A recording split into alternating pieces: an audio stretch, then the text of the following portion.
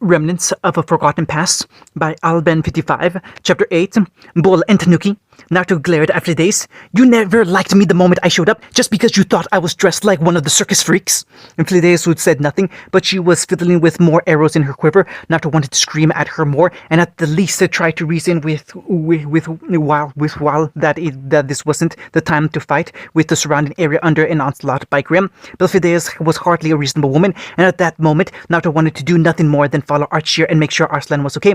Hey Neptune, was it? Can you go follow Archie, that big lion guy that just took off in the direction of the village? It seems she's not gonna let me leave, he whispered out of the corner of his mouth. The blue-haired boy looked at Naruto, then at the dear woman with the bow, and finally at the village, which was rapidly turning into shambles with the Nevermore circling around it. He cycled through the options a couple more times before his eyes once again fell on Naruto. Oh, how about I handle this one and you go back to find him? You know what he's looking for better than me anyway, Neptune offered. In terms of getting sucked into the mess, he would rather deal with one angry-looking warrior than a flock of Nevermores any day. Even then, Naruto had looked like he was practically begging to go after Archie. Indeed, Naruto didn't need to be told twice. Right, I'll just leave things to you here then. Be careful around her. She hates pretty much everything, he said, taking off in the direction of the village. Not so fast, not so damn fast, Flideus shouted, firing an arrow at the receding Naruto. Neptune grimaced, too slow to react as the arrow impacted Naruto in the back. The boy lurched forward and Flideus grinned savagely before he disappeared in a puff of smoke, and there was nothing left but a log. When the log clattered to the ground, Naruto was already further ahead from where he was when he switched places, already feet away from bounding over the post that served as the closest thing the village had to a gate. Neptune stepped in, blocking this view of Naruto. And Flideus sneered. It was hard to believe that she hadn't noticed Neptune up to that point, but her mind had been clearly in another place despite his circus attire.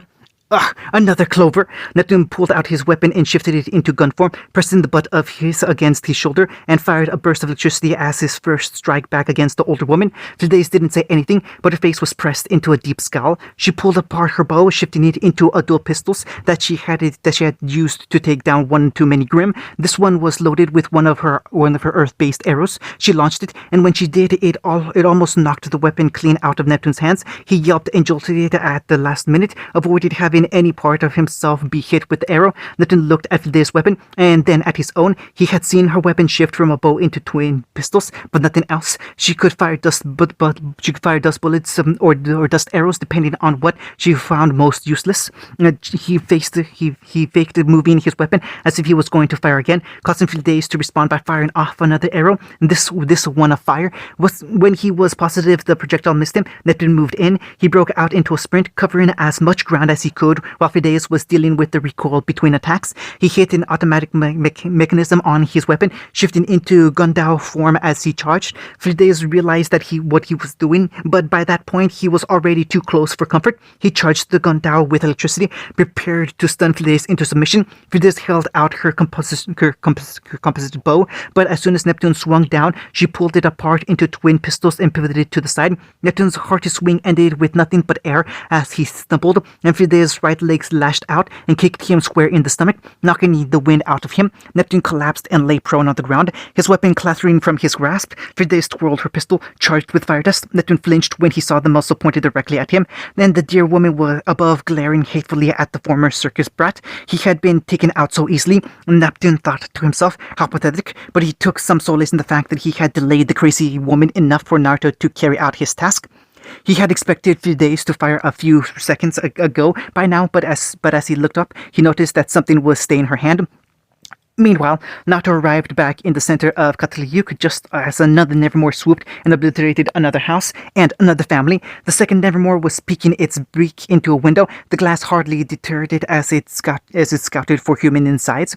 But the third and final was going after the village chieftain's house near the west end of the village. The building stood out amongst the rest of them, being a two-story and in its own little plot of land in farther proximity from the neighboring houses. Archer stood near the porch of his own house as the Nevermore circled it, yelling profanities as he fired shell after shell from the gun in his gauntlets. But a distance away,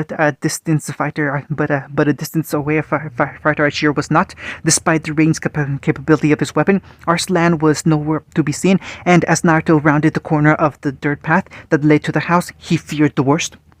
When he got there, Archie was too distracted to notice him at first, as he was busy drawing the Nevermore's attention to himself. He had pulled the attention of the monster bird away from the house, but it would not follow him away. He saw a mop of dirty blonde hair peek into view from the second-floor window, then the familiar hairstyle giving away that Arslan remained unharmed, for now at least, but Naruto felt a wave of relief wash over him. "Come and get me, you dirty feathered bastard!" Archie turned out his tail and ran away from the house, stopping every few feet to fire off more shells at the Nevermore in an attempt to lure the Grim away from Arslan. The Nevermore was not having it. In fact, once Naruto had arrived, it had stopped paying attention to Arslan altogether, despite the constant firing. Its beady, soulless eyes were not trained solely on him as he stood in the awnings of the house. The Nevermore went in for a dive straight at Naruto, who rolled off the porch and out of the way to avoid the wings, but the other wing clipped the patio and tore it clean off, ripping a hole in the house and threatening to send the entire thing collapsing down. He heard a girl scream come from inside. "Arslan!" Archie immediately turned back and jolted into the house, pushing him aside without any regard for Naruto's presence. Or maybe he was purposely ignoring, considering how wishy-washy he was over Naruto's considering the latest revelation. The village chief rushed into the house and up the stairs immediately, passing his bedroom and barging through the doors to Arslan's room where she had decided to hold up. The door nearly clattered off its hinges, and Arslan shrieked and jumped up from her place in the corner before a sigh of relief quelled her fears. "Father," she smiled. "You're okay?" Archie grunted. "Not for long. Things are bad, Arslan. With that Naruto being some kind of magnet for Grim, our village isn't going to be standing for much longer. There's 3 Nevermore out there, for God's sake. It's not safe here anymore, so I'm taking you and as many villagers as we can find, and we're getting out of here."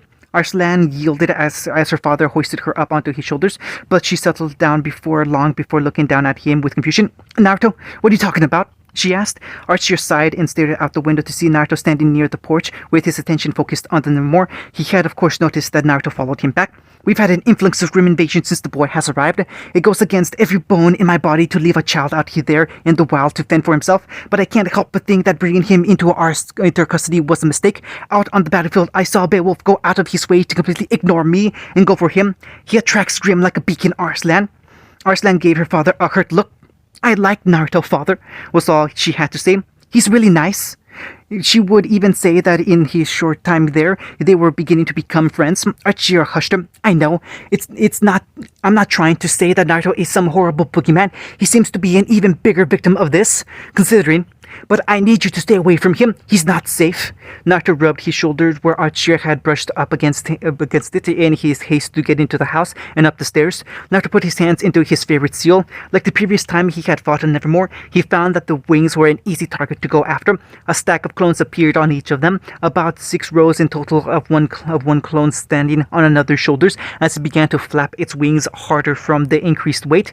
Each stack of clones had their palms facing towards one another as they started to rotated the chakra. 6 identical Rasengans formed to light up the Nevermore in a blue-white glow, with the dozen clones all in perfect sync with what their creator wanted them to do. They all shoved their orbs of chakra into the Grim's flesh. The 2 pairs closest to the boy attacked the sensitive scapula of the wing. It was like a buzzsaw was taken to the bird. The Rasengans shredded the wings off the bird. The aforementioned attack to the scapula, severing the wings before the Nevermore flopped and fell out of the air, already turned to dust as it died. There was one Nevermore down, and Naruto pumped his fist triumphantly in victory before his eyes widened with horror when the sounds of villagers screaming and crashing continued. The Beowulfs and Ursa had breached the village, and that could only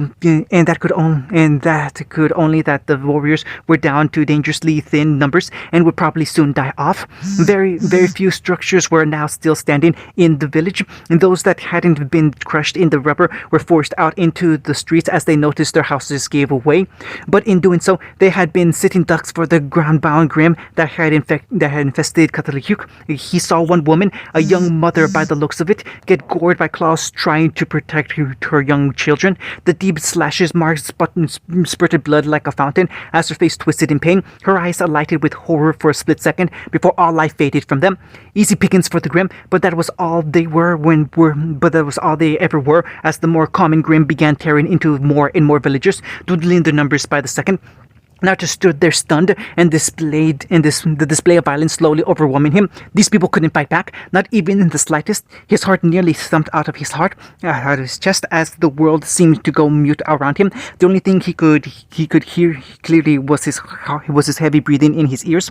That's why he didn't notice the second Nevermore approach him where his back was facing, and didn't until it damaged more of Archer's house in an attempt to swoop down on him. Naruto's hand shot out as he noticed the bird swooping just in time before it impaled him, grabbing the talon that threatened to gore him and trying to stop the bird's momentum. He skidded along the ground as the bird pushed him along, his sandals digging into the dirt as he grunted and struggled against the heaving weight. He glanced behind him, seeing he was on a one-way path to the barbed wire that protected the village. He shifted his right hand into grabbing the Nevermore's ankle. He twisted and pulled, feeling something snap as he broke the talon. The Nevermore screeched, but it threw him off upon reflex, but straight into the barbed wire fence as it flew up to begin circling around again. It broke its broken leg hanging limp. Who knew it could even land now? But Naruto still slammed into the fence, the barbs digging through his jumpsuit and drawing blood that slowly leaked through his clothes. Naruto grimaced, putting himself out of his position with a painful pop, but the creaking of the house about to collapse drew his attention away from his injury. The poor structure's wood was creaking loudly, mere inches away from the toppling and collapsing. Through a hole on the second floor that Nevermore had made, Naruto gasped when he noticed two figures appear. It was Archer carrying Arslan on his back. The girl was trembling on her father's shoulders, eyeing the crippled Nevermore still circling around them with no small amount of fear. Archer breathed a sigh of relief as he prepared to jump from the second floor with his daughter in tow, but the loud creaking turned into an outright snapping of wooden beams as the roof came down on both father and daughter. Arslan shrieked, but Archie's reflexes were quicker. As before, the roof came down completely and the house collapsed into rubble. Archie threw his daughter out through the opening like a cannonball. She screamed some more, flopping out the window as she impacted the ground with a heavy thud and probably a few bruises. But more importantly, she was alive for now. But the house came down not a moment after she was thrown to safety, with her father still inside. The floorboards of the second floor gave way, dust and wood falling upon Archie in an avalanche of rubble as it buried him and obscured him from view. As Naruto and Arslan both gasped like fishes. "Father!" Arslan shouted from her position on the ground, getting up slightly before the shock forced her to her knees again. Naruto stood there before jolting into action and rushing towards the collapsed buildings, but the second Nevermore was still out there. Naruto put his hands into a seal, creating about a dozen clones that stood in a defensive circle around the petrified Arslan to protect her against the grim attacks while the original began clearing rubble from the scene. He moved a piece of wood, giving him a field of view into what would have once been the living room, and then Naruto saw him, the prone lump laying in the dirt and rubble with a piece of broken metal sticking out of his side. No, oh no, no. The heavy panicking told him Archie was still alive, but when he rushed over, his vitality seemed quite good for a man with a metal rod impaled through him. Archie gave him an odd look, but he didn't object to his presence at the moment. Instead, he grunted and grimaced as he wiggled around, and with a squelch, the wounded man pulled himself off the spike, blood pouring from his wound. "Aura," he commented, "saves your life more often than not." Archie hardly looked like he could move well, so Naruto rushed around and put Archie's arms around him for support, handling the larger man's weight well, and they began hobbling away from the scene with difficulty, but a shadow fell over them when they had scarcely moved mere feet. The Nevermore had landed, taking care not to tread on its bad leg as it blocked the path the two males were taking. It had not gone after Arslan. The Nevermore screeched and reared back, aiming its beak for Naruto. Naruto and Archie moved in tandem, but stumbled upon their lack of coordination and Archie's injury, and the Nevermore ended up picking up the lineman in its beak, wrenching him from Naruto's grasp. "Father!" Naruto heard Arslan scream as the Nevermore took back to the skies with the human in its jaws. He was too injured to resist, the wound in his side preventing him from ripping the back off the Nevermore. Naruto recovered from the stumble, pulling a kunai out of his pouch and tossing it the bird. It did nothing, but Naruto was ready to take down the Nevermore the same way he did the others. Crunch! The moment he put his hands up into his favorite seal, before he could even do anything, the Nevermore's jaws clamped down upon Archie. There was a cry of pain from the village leader, then a quick jolt of the body before he went limp as a ragdoll. Arslan gasped, tears pricking at the corner of her eyes before beginning to fall in twin rivers. Naruto himself gasped and halted in place, his mind moving a mile a minute after seeing what just transpired. He almost let his anger consume him and allow his eyes and chakra to bleed over read like so many times in his life, but something held him back. Archie didn't make him promise to do so, but Naruto's first priority at that moment, now that her single parent was dead, was to get Arslan to safety. He turned around, seeing his swarm of clones still protecting Arslan. The Nevermore was of course still locked in on him. Arslan appeared to be in shock. Her hand was frozen in place over her mouth while she trembled lightly. Naruto nodded to one of his clones, who understood the gesture immediately and hoisted the girl onto his back. She didn't flinch or even resist. Perhaps she didn't even notice. The clone carrying Arslan began running, the others flanking them as they made their escape. The real Naruto took up the rear and keeping a close eye on the Nevermore as it looked for the right moment to swoop down. He couldn't help but notice that state of Katsuhiko, though. If there was any chance or remnant that it could have been saved before, it was gone. The Grimm had devastated the village in a matter of minutes. The numbers had dwindled down to but a few. It was a massacre. Virtually no houses or other dwellings remained standing. Like Archie's house, they were turned into simple piles of rubble.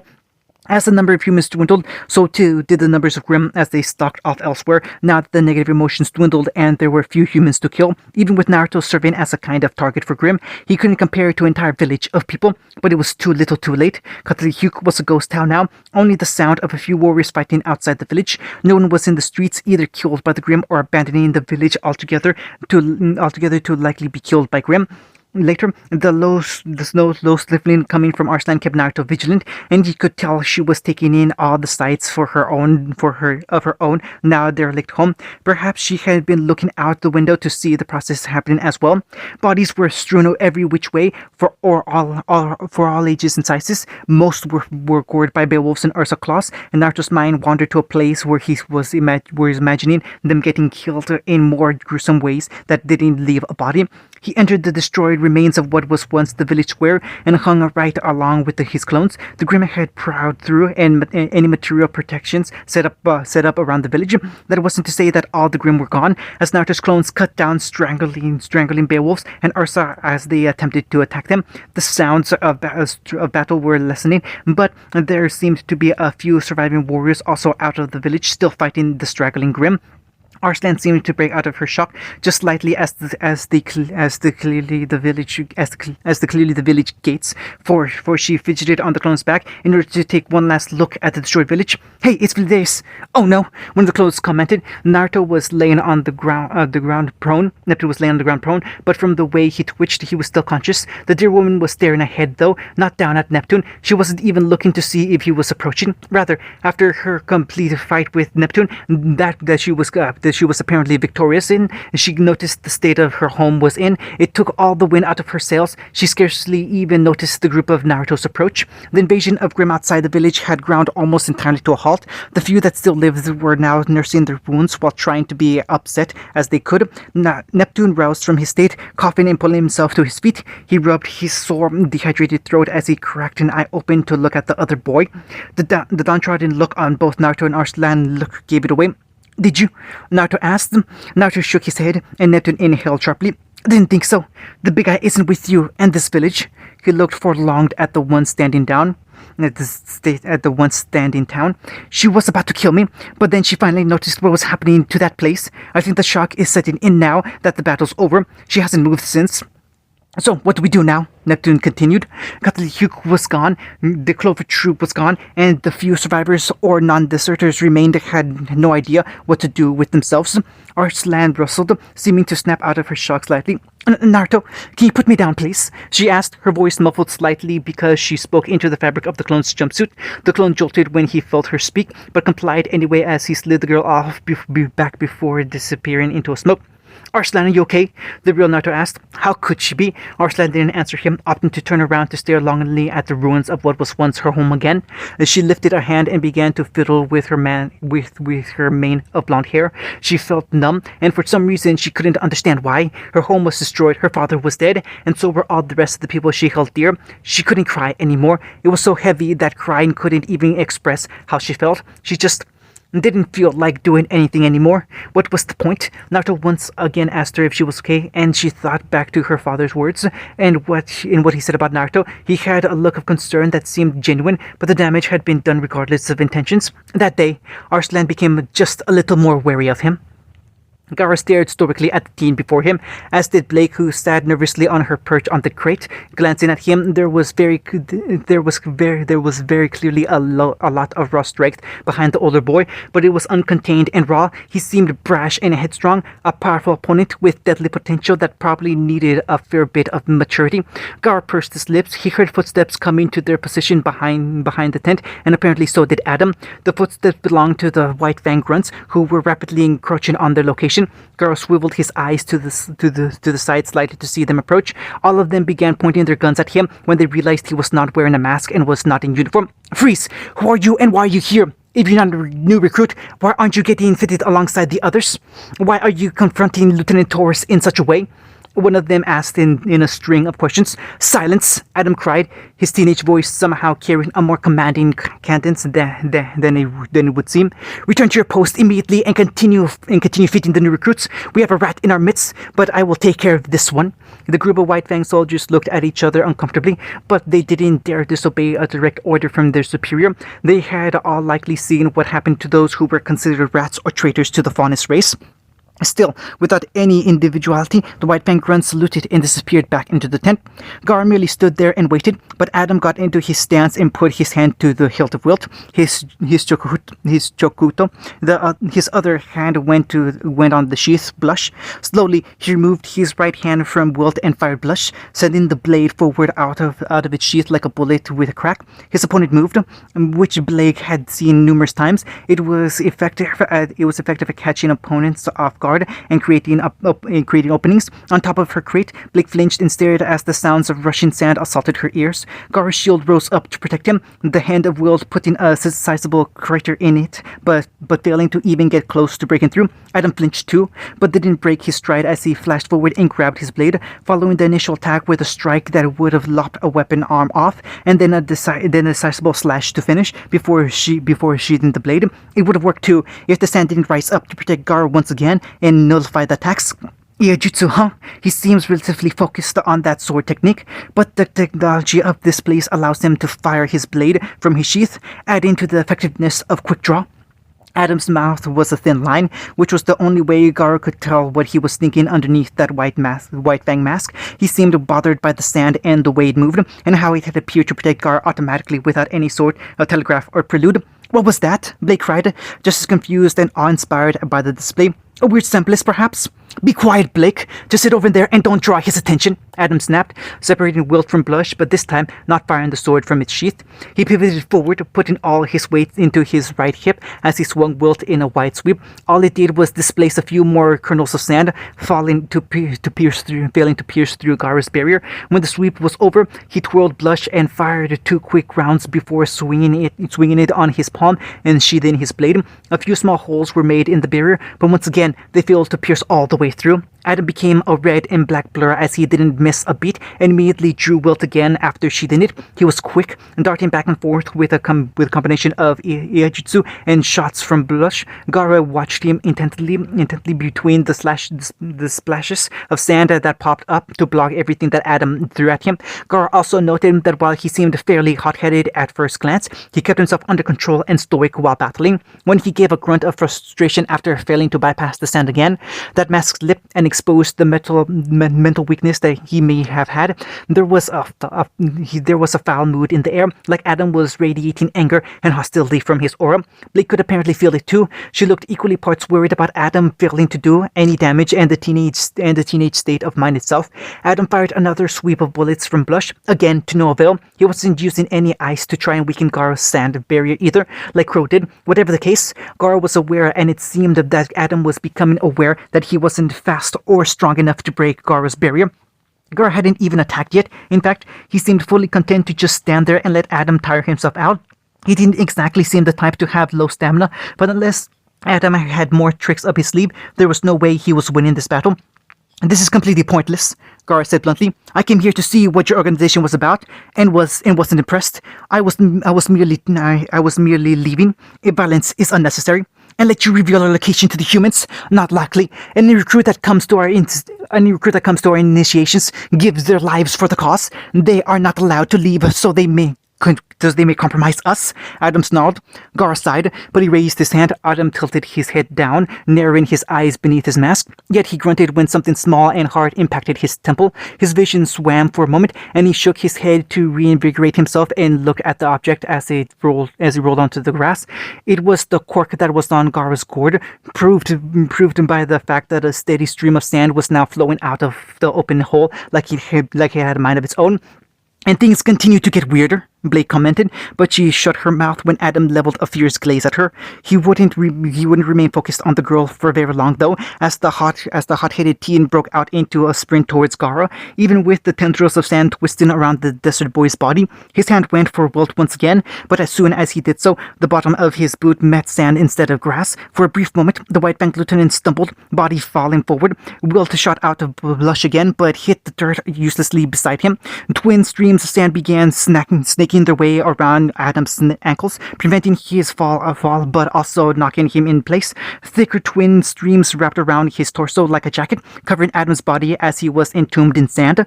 Gar couldn't see his eyes behind the mask, but the grit teeth of Adam Torres told him all he needed to know. Gar stuck his open palm outwards, fingers curling as if in a clench as the sand entombed Adam began to rise.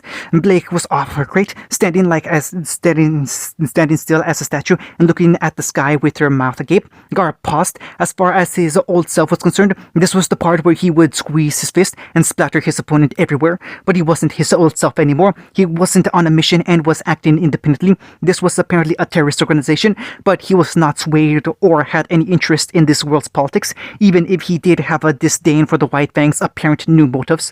Gar merely wished to leave, nothing more, nothing less. So while Adam was encased in the coffin, he thrust his palm forward and threw it through the flap in the tent. Blake watched Adam zip by, and then came a loud crash followed by the splintering of wood. And she stared back at Gara while her ears swiveled to the sound of footsteps rushing and White Fang grunts shouting. "Lieutenant Torres!" someone shouted, though Blake paid it no mind. She approached Gara, hand moving to her back and drawing her own weapon that she had gotten very recently, Gamble Shroud. "Why are you doing this?" Gara stared at her. "I could ask you the same thing." And saying nothing more, Gar put his hands into a seal, and Blake felt her eyes sting as little grains of sand cut against her retina, so she closed them while shielding her face with her forearm as Gar conjured up a small sandstorm that he disappeared in. The sand slowly dissipated, and Blake's vision returned to her as the boy who had been attacked by Adam merely left. In the back of her mind, she figured that he had gotten away, free to spill the location to the authorities, but she was more focused on what Gara said. "I could ask you the same thing," Blake repeated under her breath, as the cacophony going on in the tent assaulted her senses. It wouldn't have been the first time the little niggling seed of doubt was planted in her mind. That would have been when her father stepped down and the White Fang took a different direction. But the presence of the Sand Kid metaphorically poured more water on that seed. Sighing to herself, Blake sheathed her weapon, turned around, and opened up the tent behind her. It was a mess. There were a bunch of folded chairs that were brought for the new recruits strewn about in a line, and the clear wreckage of the stage told her where Adam had made his impact. A White Fang recruit brushed by her, as well as a White Fang doctor. "I told you I'm fine," Adam snapped as he rose out of the rubble and brushed himself down. Surrounding him was the sand that had entombed him, laying uselessly on the floor without its master there to command it. Blake pushed her way through some White Fang grunts, stopping right before Adam. She didn't say anything to him, and she often didn't need to at his charge, but the body language he was giving off was scary. Even as he ordered away after Faunus, he merely remained sitting on the floor of the ruined stage, sulking until it was just the two of them in the area. "What was that?" Blake finally broke the silence. Though she wondered why she would open her mouth in such a tense situation, she at least thanked the heavens above that the new recruits were being fitted in another tent, as the entire initiation would have been ruined otherwise. Such a display would have surely hurt the image of the White Fang to the newbies. "A traitor to our species," Adam growled in seething and burning hatred. Blake gulped. This entire affair was like a bad nightmare. The White Fang was changing, and so was her friend and mentor, but she had never seen Adam this angry at something that wasn't Ashni. When her father had inducted the bullish boy many years ago from the streets of Menagerie, she knew right away Adam's temperamental. There was anger long since pent up. Even as a preteen, his mouth was almost always pursed in a frown. Adam was was hardline even during the Fang's peaceful days, but he was always ready to dedicate himself to the Fang. He was strict, but when he trained Blake, she always got the impression that despite being hardline, she always felt that he was in control. She had also never seen a Faunus come to the White Fang only to completely reject it. Remember, Blake, a Faunus like that who holds our causes in such a high disdain is only a traitor to our species. They are content with remaining in humanity's shadows, or worse yet, accepting it as the natural order of things. That is why we must never falter, no matter what we must do. Adam whipped some blood off his mouth. That kid just made the enemies of the entire White Fang. He turned to a grunt who was wandering up to them. You there! Rally to all squad leaders. I'm giving the order to pack up and move. Our position has been compromised since I allowed that traitor to escape unscathed. Also, tell Olive to meet me in my tent. I want her to make a poster and sketch of the traitor who just made an enemy of the entire White Fang. Gar stood upon a platform of sand high above the forest canopy, staring down at the multitudes of tents that made up the White Fang encampments. In his mind, Gar wondered what he had expected. He supposed he had entered the camp to quell some questions about his foreign area. Potosi and the White Fang attack had educated him on certain economic affairs of Vale, while confirming that racism, class difference, and violence were not unknown here, to no surprise. But most importantly, he wanted to see what side, if any, was right. He hadn't gone and expected anything, but if he happened to be pleasantly surprised, then perhaps the White Fang could have helped him. True to form, though, they were seemingly just like one would expect a terrorist organization or cult would be, from what he could tell. Propagandizing orientation, conditioning, and indoctrination were commonplace. If only he could have left without a scene. He just had to talk to that cat-eared girl and give his opinion on the matter. Though, considering places that this didn't like having their locations compromised, Gar doubted anyone who came to these meetings would be able to voluntarily leave anyway. Gar closed his eyes, some slight fuzziness overcoming his vision.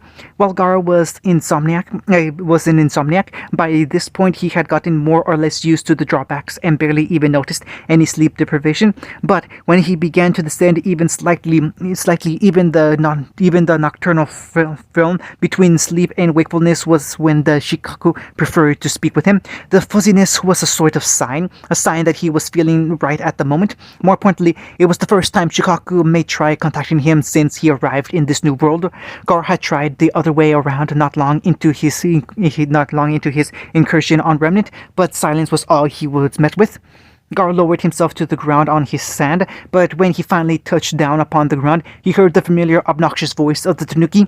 Sup, kid? End of chapter 8.